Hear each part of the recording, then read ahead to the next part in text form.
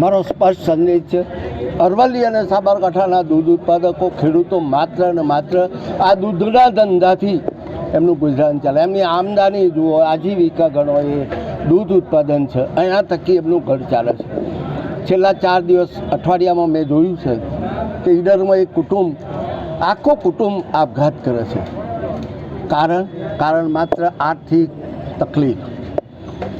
અત્યારે હાલ પણ એ જ પરિસ્થિતિ છે કે પૂરા ખેડૂતો આ ભાવ વધારાની રાહ જોઈને બેઠા છે કે એમનું બિયારણ, ખાતર, જંતુનાશક દવાઓ આમાંથી ભાવભેરમાંથી ખરીદવાની હોય છે. પણ બાળકોના શિક્ષણની વાત તો અલગ રહી. હવે તો બાળકોના શિક્ષણ માટે તો રાહ જોવી પડે. કયો આરટીઈના કાયદા પગે લાગવું, એમને વિનંતી કરવી અને તો જ એડમિશન મળે. ને એડમિશન એવું મળે કે એને જેને કહેવાય કે પેલા શું કહેવાય એવા થઈને ભીખ માગીને એમના શિક્ષણનો અધિકાર.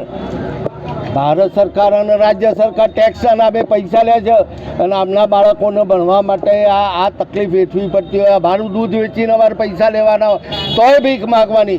આ રાજ્ય સરકારની માનસિકતા છે, ભારતીય જનતા પાર્ટીની માનસિકતા છે કે જેમના દૂધના પૈસા લેવા માટે પણ આંદોલન કરવું પડે, આવેદનપત્ર આપવું પડે, કલેક્ટર સાહેબને વિનંતી કરવી પડે.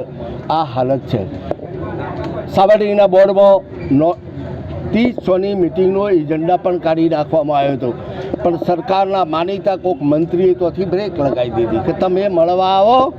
અમારા ચાર્ટર્ડ એકાઉન્ટન્ટ કે તો આ ચાર્ટર્ડ એકાઉન્ટન્ટ સાચા છે અને જિલ્લા રજિસ્ટ્રાર ખોટા છે એવું કહેવું છે એમને.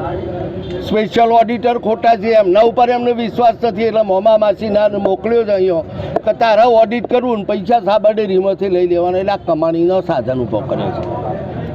તો એમનામાં હિંમત હોય તો મને ડિબેટ કરવા બોલાવું, હું આવવા તૈયાર છું. આ દૂધ ઉત્પાદકોના હિતમાં કદાચ આ દૂધ ઉત્પાદકો જે રીતે કહી એ કરવા અમે સંમત છીએ, પણ એમની પરિસ્થિતિને તમારા માધ્યમથી રાજ્ય સરકાર સુધી પહોંચાડી દો કે જેના વિષયનું કોઈ કદાચ સમજ નહીં હોય અથવા તો પાર્ટીનો આદેશ હોય જેના કારણે ભાવફેર ન ચૂકવવો એ કોઈ માનસિકતા લોકો માટે અને એ ભારતીય જનતા પાર્ટીની માનસિકતા છે. એટલે વહેલી તકે આ દૂધ ઉત્પાદકોનું દિન 7ની અંદર જો ભાવફેર નહીં ચૂકવવામાં આવે તો આજે તો અમે ગાંધી ચીધ્યા માર્ગે મૌન રેલીથી આપ્યું આક્રમકતાથી ધરણો કરીશું.